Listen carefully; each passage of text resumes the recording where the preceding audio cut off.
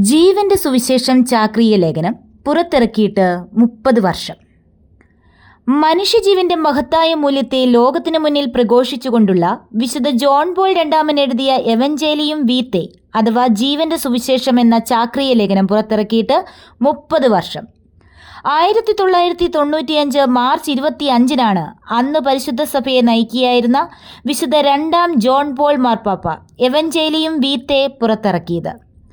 ചാക്രിയ ലേഖനത്തിന്റെ 30-ാം വാർഷിക ദിനമായ മാർച്ച് 25-ന് അൽമായർക്കും കുടുംബത്തിനും ജീവനും വേണ്ടിയുള്ള വിഭാഗം. ജീവൻ എപ്പോഴും ഒരു നന്മയാണ്. മനുഷ്യജീവന്റെ അജപാലനത്തിനായുള്ള പ്രക്രിയയ്ക്ക് തുടക്കം കുറിക്കൽ എന്ന ശീർഷകത്തിൽ ഒരു അജപാലന സഹായി പുറപ്പെടുവിച്ചു.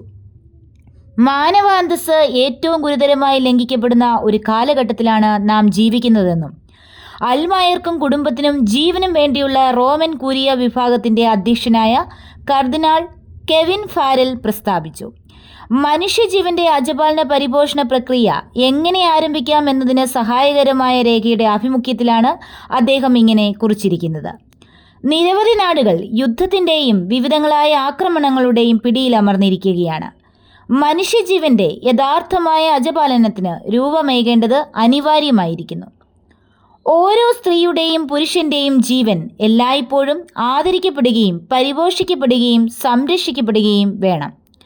മെത്രാന്മാരും വൈദികരും സന്യാസിനികളും അൽമായരും ഈ അജപാലന സഹായി വായിക്കുകയും മനുഷ്യജീവന്റെ മൂല്യത്തെ ആദരിക്കുന്നതിന് പ്രവർത്തകരെയും പ്രബോധകരെയും മാതാപിതാക്കളെയും യുവസമൂഹത്തെയും കുട്ടികളെയും ഉചിതമാം വിധം പരിശീലിപ്പിക്കാൻ കഴിയുന്ന മൗലികവും ഘടനാപരവുമായ അജപാലന പ്രക്രിയ വികസിപ്പിച്ചെടുക്കാൻ പരിശ്രമിക്കുകയും ചെയ്യണമെന്ന് അൽമായർക്കും കുടുംബത്തിനും ജീവനും വേണ്ടിയുള്ള വിഭാഗം വ്യക്തമാക്കി.